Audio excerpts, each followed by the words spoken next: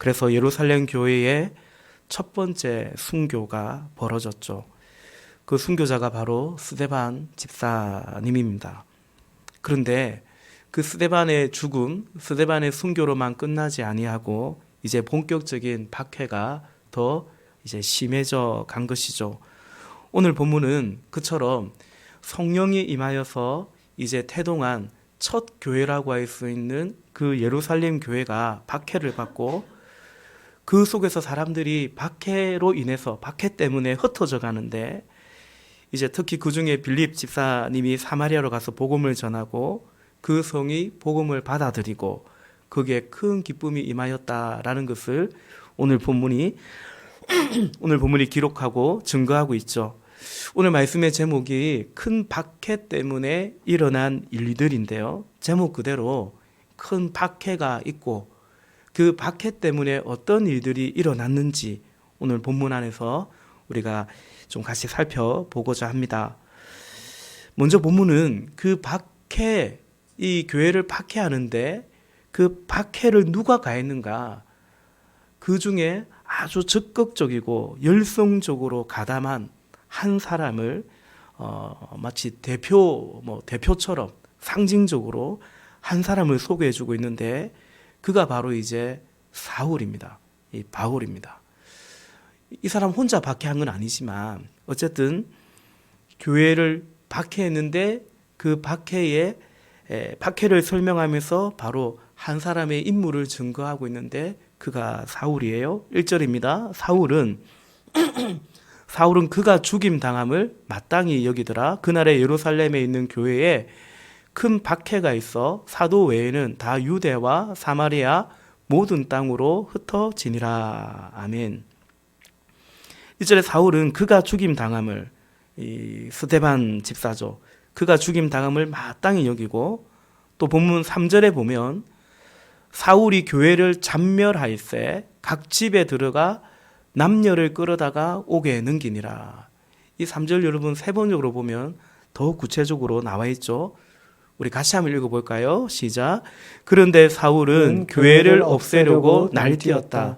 그는 집집마다 찾아 들어가서 남자나 여자나 가리지 않고 끌어내서 감옥에 넘겼다. 아멘.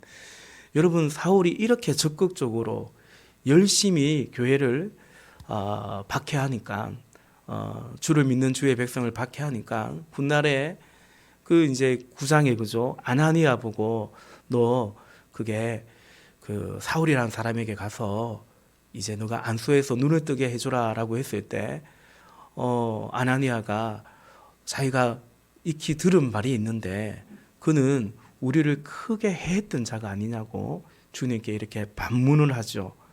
또 뿐만 아니라 그가 이제 회심을 하고 이제 거듭나고 이제는 박해자가 아니라 곧바로 전도자가 되었는데 불구하고 그 다메섹에서 예루살렘으로 돌아오니까 예루살렘 교회가 그를 믿어줄 수가 없는 거죠. 여전히 의심하고 여전히 경계했던 것을 보게 되는데 그럴 만하지 않습니까? 이렇게 어찌 보면 악랄하게 교회를 박해했던 거죠. 사실은 또 사도 바울 역시도 인정하고 있죠. 훗날에 그가 디모데 전서 1장 12절과 13절에 보면 이렇게 고백합니다. 나를 능하게 하신 그리스도 예수 우리 주께 내가 감사함은 나를 충성되이 여겨 내게 직분을 맡기심이니 그를 사도라는 전도자라는 그런 직분을 맡기셨는데요. 그런데 13절에 내가 전에는 비방자요 박해자요 폭행자였으나 도리어 긍휼을 입은 것은 내가 믿지 아니할 때 알지 못하고 행하였다라는 것입니다.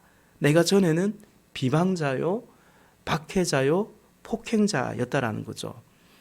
여러분 우리가 여기서 다시 한번 우리가 확인하게 되는 것은 하나님은 과연 능치 못하심이 없다라는 것이죠. 이런 사울을 그죠. 이런 사울을 우리가 우리 몇 주 전에 주일에도 봤지만 사도행전 9장에 가보면 그때도 다메섹까지 가서 이 교회를 잔멸하려고 했던 그 사울을 그냥 정오의 빛보다 더 밝으신 그 빛으로 그냥 한 번에 그냥 꼬꾸라뜨리시죠. 그냥 막 잡아뜨리시고 꼼짝달싹 못하게, 그죠? 이 두 눈 시퍼렇게 뜨고 살기가 등등해서 박해하러 가는 그 사울을 이제 눈이 감기게 앞을 못 보게 해서 누군가의 손에 질질 끌려서 결국은 이렇게 다메섹에 들어가게 되는 그런 사울을 보게 되죠. 그가 비방자였습니다. 요즘 교회를 비방하는 사람들이 얼마나 많습니까?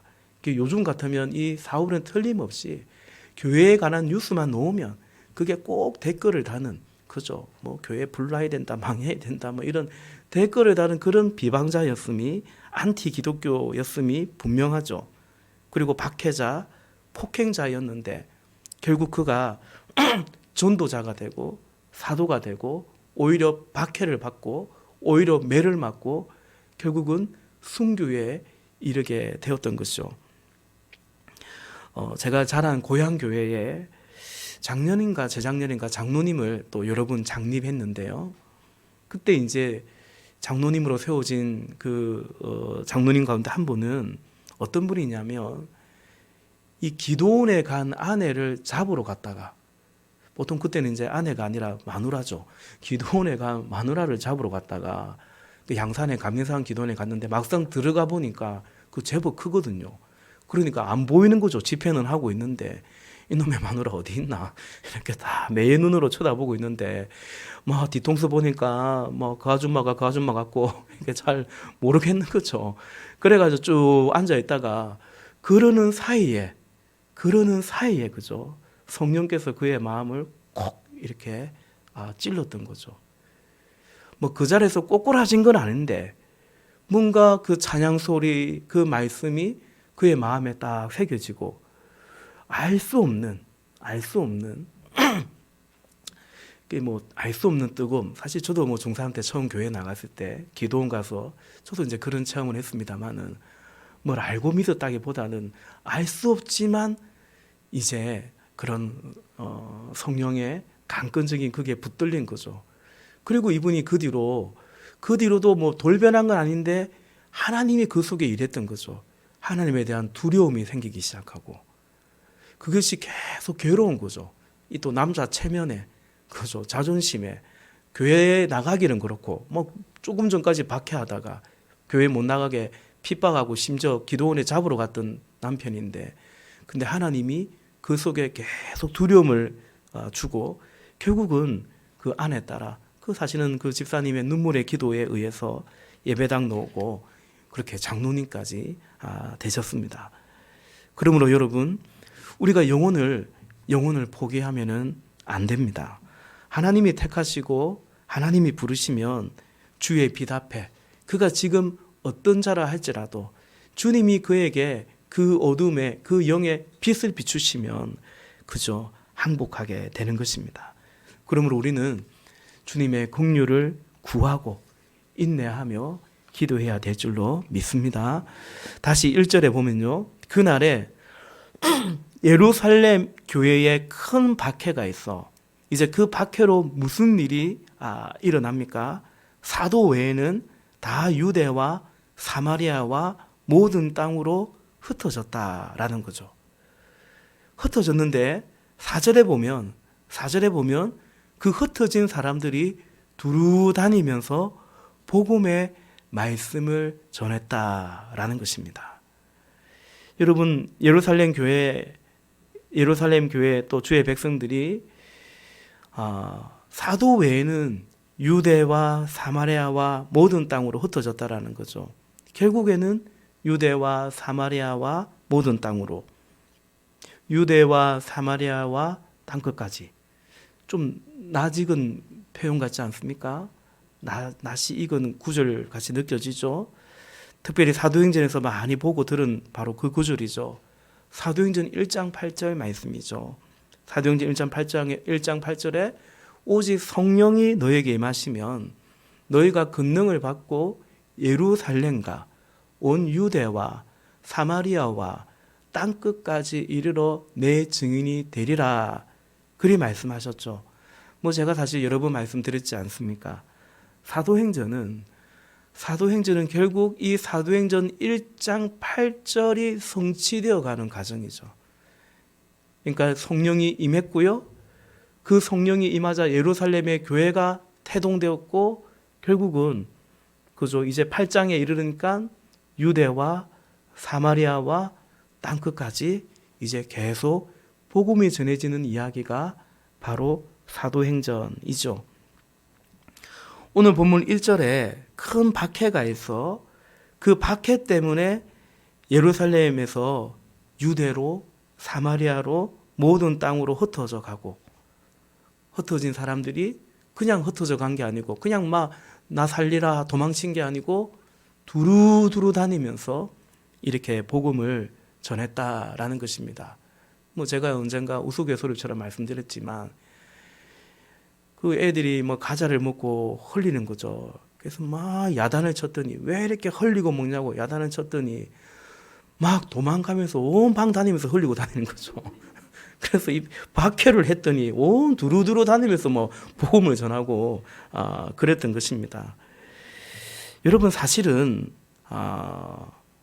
이것은 성령이 임하면 성령이 임하면 사도행전 1장 8절은 예수님이 승천하기 전에 하신 약속이거든요. 그런데 2장에 성령이 임했지 않습니까? 성취됐죠. 성령이 임했죠.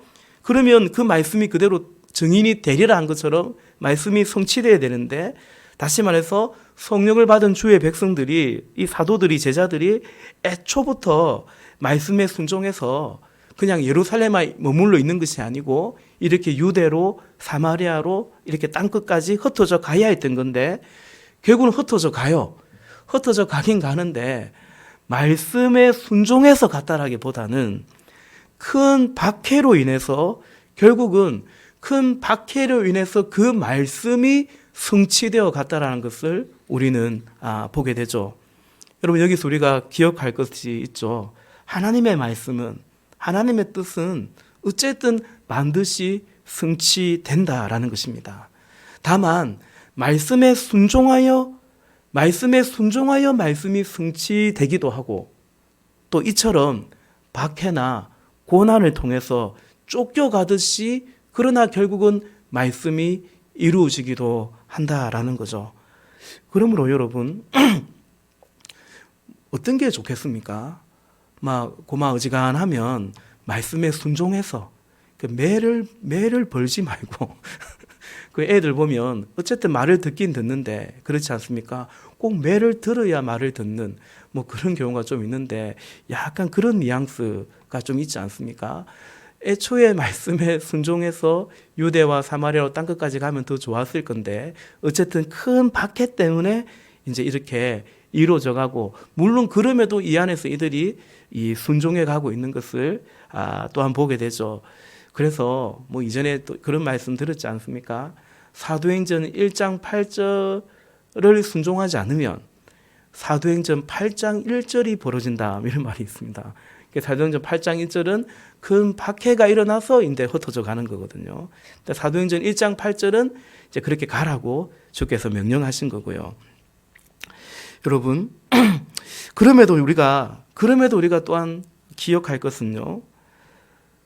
오늘 이 사실은 사도들을 비롯해서 오늘 사도 외에는 흩어져 간다. 사도들은 아직까지는 흩어져 가지 않아요. 물론 이것이 꼭 불순종이라는 의미보다는 어떤 면에서는 예루살렘 교회의 위기니까 지도자들이 그걸 지키고 있는 거죠. 박해를 받더라도 우리는 이 예루살렘 교회를 흩어지지 않고 박해에도 불구하고 그것을 지키고 있다라는 그런 뜻도 되지만 그러나 한편으로는 여러분 그만큼 이 사도들이 고정관념이 매우 강했다라는 것을 알 수 있죠. 나중에 베드로가 결국은 사도행전 10장이죠. 10장에 가면 고넬료에게 복음을 전하거든요. 그 고넬료 한 사람에게 복음을 전하기 위해서 하나님이 어떻게 하십니까? 그죠? 막 한상을 보여주고 이거 먹어라. 아니 못 먹습니다. 먹어라. 못 먹습니다. 나는 이런 거 부정한 거 안 먹습니다. 하나님이 정하다는 건 네가 왜 부정하다 하냐면서 그렇게 하나님께서 베드로를 막 설득 하셔서 결국 이방인 그죠? 그 백부장인 그 고넬료에게 복음을 전하고 세례를 주고 그에게도 성령이 임하는 것을 보고 베드로가 깜짝 놀라고 가서 또 그것을 이렇게 증언하고 하는 것을 볼 때에 사도들이 그런 고정관념이 더 깊었다, 더 진했다라는 것을 우리는 또 짐작할 수 있어요. 그처럼 예루살렘 교회의 어떤 무지, 고집, 불순종, 그러나 여러분, 그럼에도 불구하고 그런 것들이 하나님의 뜻을, 하나님의 역사를 좌절시키거나 저지시키지 못한다는 것을 우리는 보게 됩니다. 여러분, 나의 불순종이 하나님의 뜻과 계획을 차단하거나 저지시키지 못합니다. 하나님은 우리의 무지나 우리의 불순종, 우리의 저항을 뛰어넘으시며 하나님께서 이루고자 하시는 바를 이루신다는 사실을 기억하시기를 바랍니다. 이것이 얼마나 다행스럽습니까? 혹 내가 무지해서, 혹 내가 불순종해서 하나님의 뜻이 차단되어 버린다면, 하나님의 뜻이 좌절되어 보고 내가 그렇게 하나님의 뜻을 막아버린다면 그것이 얼마나 두려운 일이 되겠습니까? 그러나 하나님께서는 우리가 즐겨 순종하기를 당연히 원하시지만, 그러나 때로는 우리가 무지하고 우리가 고집불통이고, 그래서 하나님의 뜻을 우리가 순종하지 않는다 할지라도 하나님은 기어이 당신의 역사를 이루어 가심을, 사실 요나서가 그런 것들을 또 잘 보여주고 있죠. 이사야 9장 7절 말씀에 보면 그 정사와 평강의 더함이 무궁하며 또 다윗의 왕자와 그의 나라에 군림하여 그 나라를 굳게 세우고 지금 이후로 영원히 정의와 공의로 그것을 보존하실 것이라. 만군의 여호와의 열심히 이를 이루시리라. 아멘. 그러니까 여러분, 이게 이제 메시아가 이 땅에 오셔서 그런 하나님의 나라가 도래하고 그런 주님의 나라가 마침내, 주의 뜻이 마침내 이루어진다라는 바로 그 예언의 말씀이지 않습니까? 인간의 어떤 무지와 불순종, 사단의 집요한 어떤 저항, 그러나 그것을 뚫고서 하나님은 기필코 당신의 나라를 세우시고 정의와 공의의 그 나라를 세우시고 주의 뜻을 이루어 가시는 것입니다. 누가 이루십니까? 만군의 여호와의 열심으로 이루어 가신다라는 것입니다. 여러분, 그러므로 하나님의 나라는 깊이 있고 서가는 것이고, 아무리 꿈쩍도 하지 않을 것 같은 그런 제국일지라도 그런 사단의 나라는, 혹은 인간이 세운 그런 제국들은 무너져 간다라는 것을 기억해야 되는 것입니다. 복음의 전파, 하나님의 나라 주의 교회가 그러하고요. 복음이 이렇게 전파되고 주의 교회가 세워져 가고 하나님의 나라가 세워져 가는 것이 그러하고, 그리고 그뿐만 아니라 여러분, 사실은 우리 한 사람 한 사람의 부르심과 우리 한 사람 한 사람의 인생이, 그 구원의 완성이 또한 그렇다라는 것입니다. 여러분, 우리 한 사람이 주의 생명 안에 거하게 되고 영생을 얻게 되고 하나님의 그 부르심과 뜻을 이루는 그런 인생으로 살아갈 때에 여러분, 그 안에도 마찬가지입니다. 사단의 집요한 저항이 있고 또 우리의 무지가 있고 우리의 게으름도 있고 우리의 고집도 있지만 하나님은 그것을 뚫고서 그죠.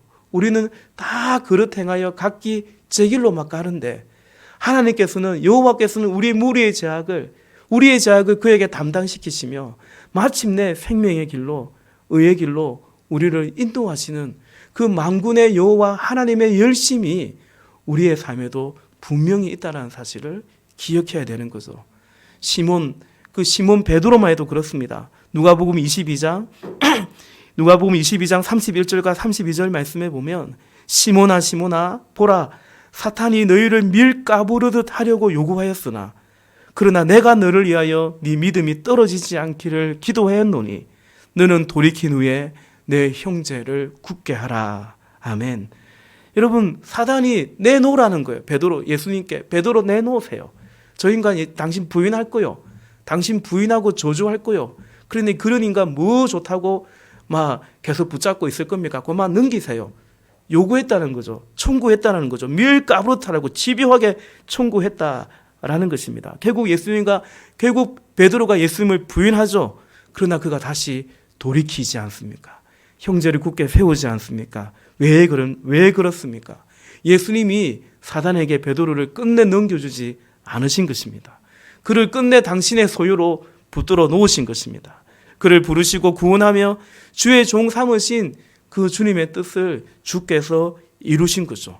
그래야 이처럼 그가 훗날에 복음 전도자가 되었고 사도가 되었고 이방인에까지 가서 끝내 복음을 전하고 또 예루살렘 교회가 이방 선교를 받아들이게 되는 일종의 선각자 역할을, 선구자 역할을 바로 베드로를 통해서 주님이 이루어가지 않습니까? 예레미야 33장 2절 말씀에서 하나님은 당신을 이렇게 소개하고 당신을 이렇게 증거하세요. 32장 2절에 보면 이를 행하시는 여호와, 그것을 만들며 성취하시는 여호와, 바로 그분이, 그의 이름이 여호와라는 것입니다. 그분, 만군의 여호와, 바로 그분이 이를 행하시고 이를 성취하시고 만군의 여호와의 또 열심으로 주님의 나라를, 구원의 역사를 이루어 가시는 거죠. 그 십자가에서 주님께서 운명하실 때 무엇이라 말씀하시고 무엇이나 선언하셨습니까?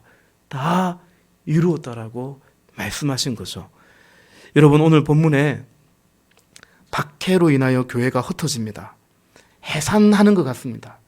마치 그 시위를 하면, 강제 해산시키면 시위대가 어쩔 수 없이, 그죠? 때로는 강제 해산되고 이제 그러면 끝난 것 같고 중단될 것 같고 그 도모가 소멸될 것 같은데, 그런데 그렇지가 않는 것을 우리가 보게 되죠. 4절에 다시 한번 읽어보면 그 흩어진 사람들이 두루 다니며 복음의 말씀을 전했던 것입니다.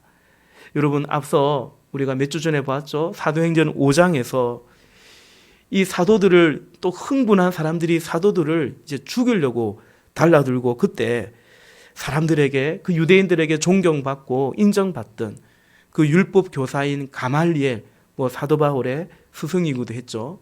그 가말리엘이 공회에서 사람들을 설득했지 않습니까? 그때 그 가말리엘이 이런 말을 했습니다. 사도행전 5장 36절부터 39절 말씀인데요. 우리 좀 길지만 제가 읽겠습니다. 여러분 눈으로 따라오십시오.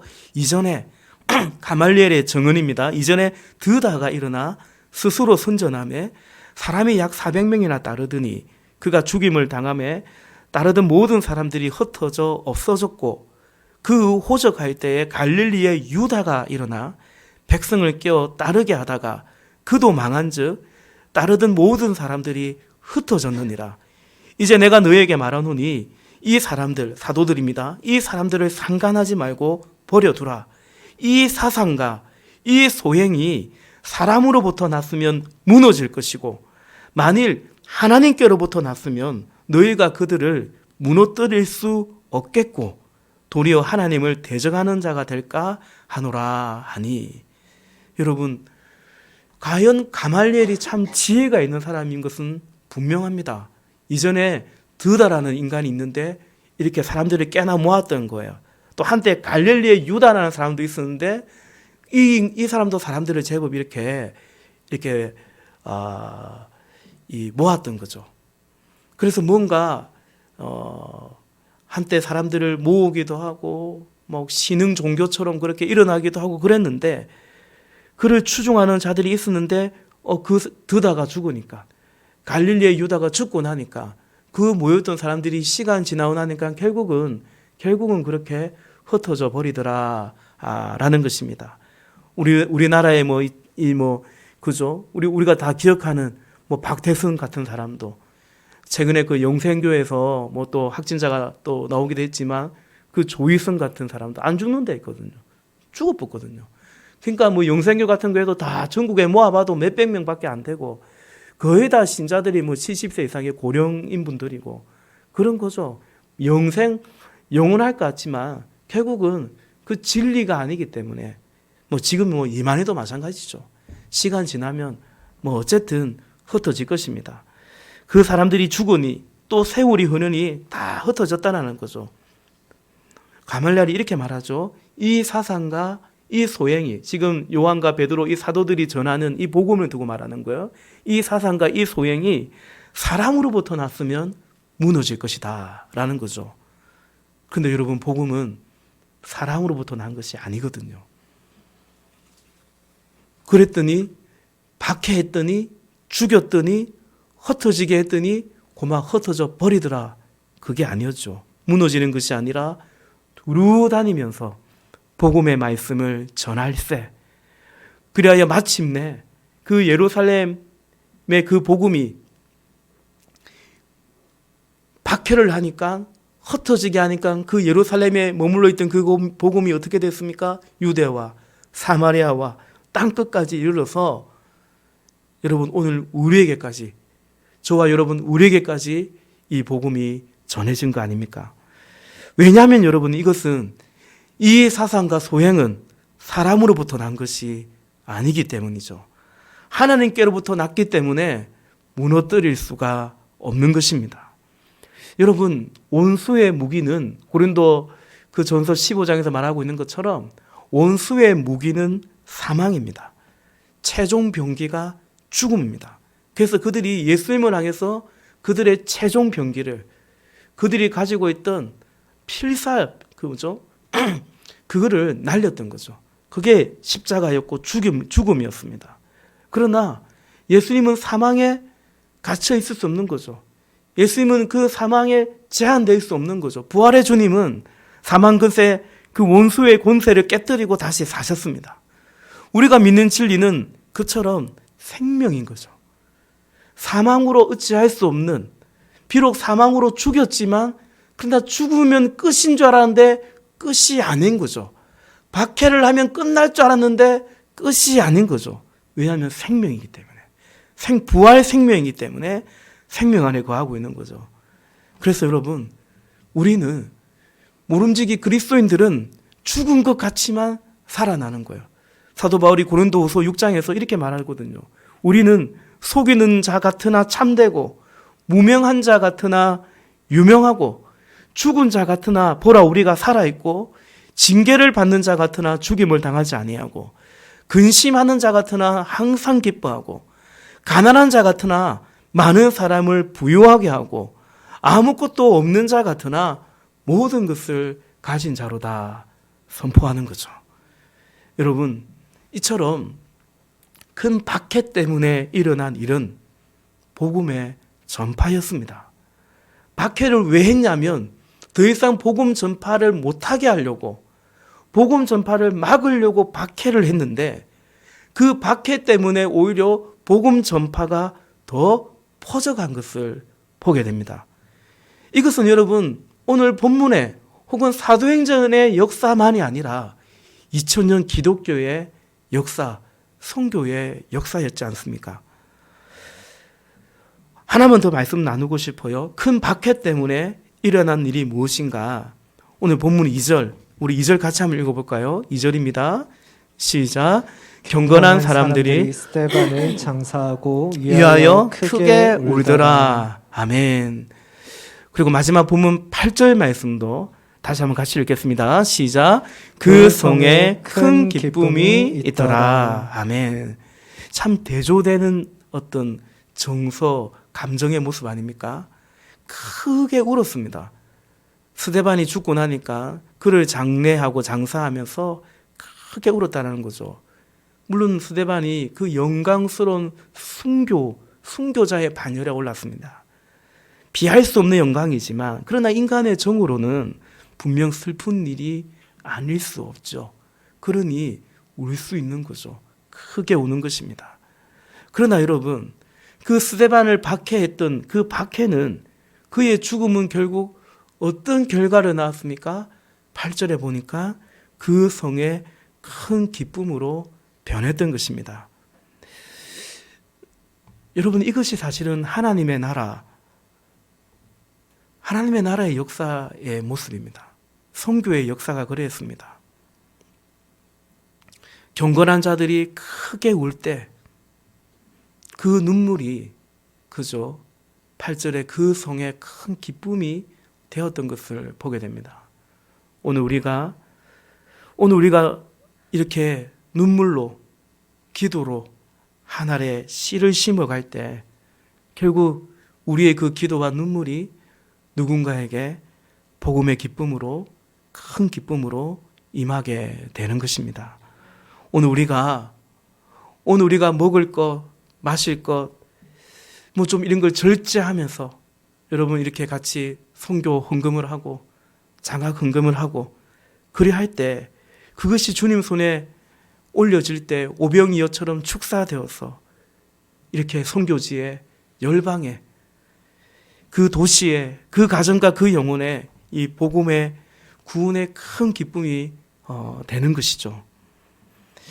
그런 점에서 여러분 하나님은 예루살렘 교회의 그 무지와 고집과 불순종을 뛰어넘어서도 분명 일해 가십니다마는 그들이 무지하고 고집 부리고 이방인에게는 우리가 갈 수 없다고 고집 부리고 불순종하고 그러나 하나님은 그것을 뛰어넘어서도 이렇게 일해 가십니다마는 그러나 여러분 하나님께서는 이 스데반을 통해서 그리고 그를 위해 장사한 이 경건한 사람들을 통해서 빌립 집사님을 통해서 이렇게 복음 전도자들을 통해서 일해 가시기를 기뻐하신다는 사실을 우리는 기억해야 됩니다. 여러분 여기 경건한 자들이 2절에 경건한 자들, 경건한 사람들이 스데반을 장사하며 크게 울었다라는 것은 그냥 누군가 죽었으니까 그냥 울면서 장사 지냈다, 장례를 치렀다 다만 그 정도가 아니죠. 사실은 이 죽은 스데반처럼 순교를 각오한 믿음이고 행동이라고 볼 수 있는 것입니다. 그들이 크게 울면서 분명 그렇게 기도했지 않을까요? 이들이 스데반을 장사하면서 크게 울면서 무엇이라고 외치고 무엇이라고 기도했을까요? 하나님, 우리 스데반 집사님, 스데반 형제님의 이 죽음이 결코 헛되지 않게 해주십시오. 하나님, 주님이 부르시면 하나님 우리도 이 스데반처럼 나도 이 스데반 형제님처럼 집사님처럼 그의 뒤를 기꺼이 따르겠습니다. 아마도 그들이 크게 울면서 그렇게 기도했을 것입니다. 여러분 먼 이야기가 아닙니다. 우리나라의 선교 열전을 봐도 우리나라의 선교사님이 오셔서 여러분 저 양화진 그렇게 선교 묘원에 가면 그런 분들의 사연이 고스란히 적혀 있죠. 와서 사실은 옳게 선교도 못 해보고 복음도 옳게 못 전해보고 그만 오는 여정에 이미 육신이 지쳐 있고 또 이 타국에 와서 이 풍토병에 걸려서 자식이 죽기도 하고 어린 자녀가 죽기도 하고 또한 그 자신이 죽기도 하고 그리고 그 소식이 다시 미국에 혹은 영국에 선교 편지로 갔을 때 그 편지를 받아본 그 사람들이 특별히 젊은이들이 그 장례를 치르며 아니 그냥 양화절에 묻혔으니까 조국의 이 땅에 묻혔으니까 시신도 운송해 가지 못하지만 그들이 장례를 치르며 그들이 울면서 어떻게 기도했겠습니까? 바로 그 죽음 앞에서 내가 그 뒤를 따르겠습니다. 내가 그 선교사님의 뒤를 따르겠습니다. 한 사람이 하늘의 미랄로 죽었을 때 그는 한국에 와서 그냥 죽어버렸지만 그의 죽음 이후로 오히려 훨씬 많은 선교사들이 한국의 선교사로 이 조선의 선교사로 자원해서 이 땅에 복음을 전한 그것이 바로 우리나라의 선교 역사였지 않습니까? 그들이 장례를 하며 울며 기도한 그것이 오늘 대한민국에 이 사마리아 성에 그랬던 것처럼 오늘 대한민국에 여기 포항에 우리의 가정에 우리의 심령에 큰 기쁨이 되었던 것입니다. 여러분 오늘 예수님이 하늘의 밀날로 죽으셔서 그 죽음을 통해서 오늘 영혼을 살리신 것처럼 여러분 하나님의 나라는 스데반에게도 또 사도들을 통해서도 그렇게 이루어져 가는 것을 우리는 보게 됩니다. 하나님의 나라는 세상의 어떤 제국처럼 어떤 힘이나 권력이나 그런 재물이나 그런 걸로 결코 세워지는 것이 아닌 것입니다. 우리가 오해하거나 잘못 생각하지 말 것은 내가 잘나면 혹은 우리가 잘나고 뭐 세상의 권력을 잡고 혹은 세상의 어떤 이른바 그 고지론이라 그러죠. 내가 고지에 오르고 우리가 엘리트 집단이 되면 마치 그것이 세상에 이제 영향력이 되어서 그래서 하나님의 나라가 전파되고 세워질 것처럼 그렇게 생각하면 안 되는 것입니다. 그런 사람들이 있을 수 있겠죠. 하나님이 우리 중 누군가는 세상이 말하는 그런 성공도 주실 것이고 고위직에 오르게도 하실 것이고 많은 재물도 벌게도 하실 수 있죠. 그러나 여러분, 그것을 통해서 주의 역사가 이루어지는 것이 아니고 그가 그러하든지 그렇지 않든지 간에 하나님의 미라처럼 다시 낮아지고 그 눈물을 통해서, 기도를 통해서 하나님 할 수만 있다면 나의 이 눈물을 통해서 누군가에게 주의 복음이 전해지기를, 누군가에게 큰 기쁨이 되기를 바라는 바로 그 헌신을 통해서 주의 나라는 세워지는 줄로 믿습니다. 그리고 그 눈물이 다만 슬픔이 아니라 희열인 거죠. 성령 안에서, 하나님의 나라는 그렇습니다. 성령 안에서 의와 평강과 희락인 거죠. 이것이 복음의 생명이요, 이것이 하나님 나라의 신비인 것입니다. 여러분, 오늘 이 본문의 종교 권력의 이 박해가, 더 나아가 제국의, 그 로마 제국의 큰 박해가 하나님 나라의 도래를 사실은 한층 더 가속화시켰다는 것을 우리는 보게 됩니다. 코로나19가 교회를 위축시키고 우리가 모임이나 여러 가지가 위축되고 예배도 제한되고 분명 그랬습니다마는 여러분, 결코 그러지 못할 것입니다. 결국은 역사의 주권자이고 주관자이신 하나님께서는 이 코로나19를 통해서도 주의 교회를 더 정결하게 하시고 우리 각 사람의 영혼들을 더 정결하게 하시고 사실은 더 선별하게 하셔서 더 알곡되게 하시며 주의 교회가 거룩한 교회가 되어서 바로 세상 가운데 복음의 빛을 비추게 하실 줄로 믿고 그죠? 그리고 우리는 그것을 또한 사모하고 바라보고 기도해야 되는 것이죠. 말씀을 맺겠습니다. 박해에, 오늘 이 박해 때문에 죽음의 상실에 무너지는 것이 분명히 있습니다. 그가 죽었더니 흩어져 버리더라. 박해가 있고 죽음이 있고 고난이 있고 이런 상실이 있을 때, 실패가 있을 때 고마좌절하고 무너지는 것이 분명히 있죠. 가말리아는 그것을 사람의 소행이고 사람의 사상이기 때문에 그렇다라고 했습니다. 그건 무너지는 것입니다.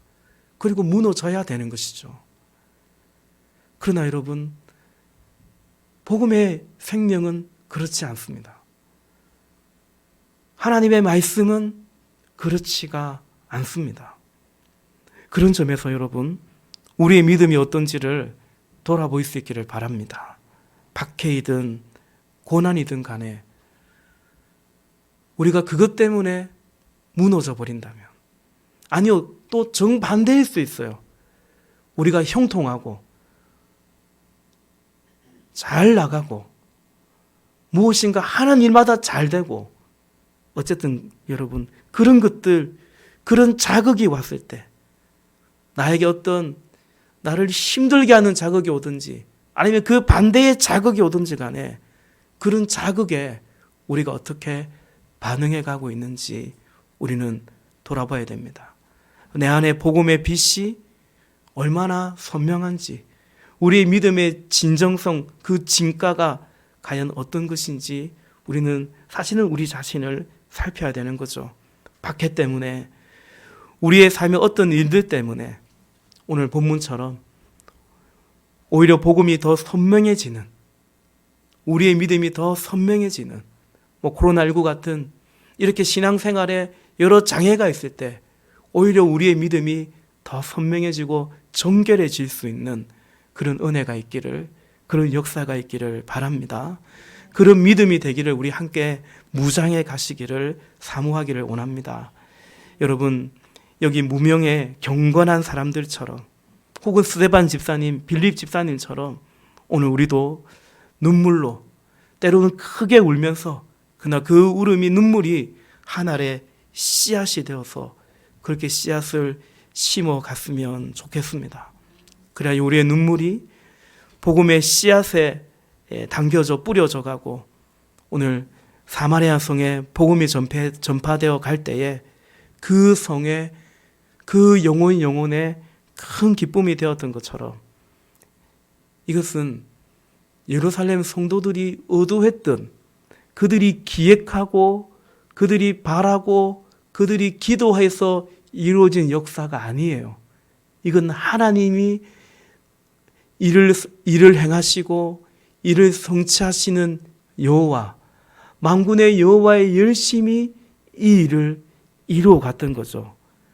그처럼 하나님 나라는 역사의 그 강줄기처럼 그렇게 흘러가는데 우리 그렇게 하나님의 그 강줄기에 함께 동참할 수 있기를, 여러분 말씀드린 것처럼 하나님의 나라는 사단의 그 어떤 저항에도, 인간의 무지와 불순종에도 하나님은 그것을 뚫고 이루어 가시는데,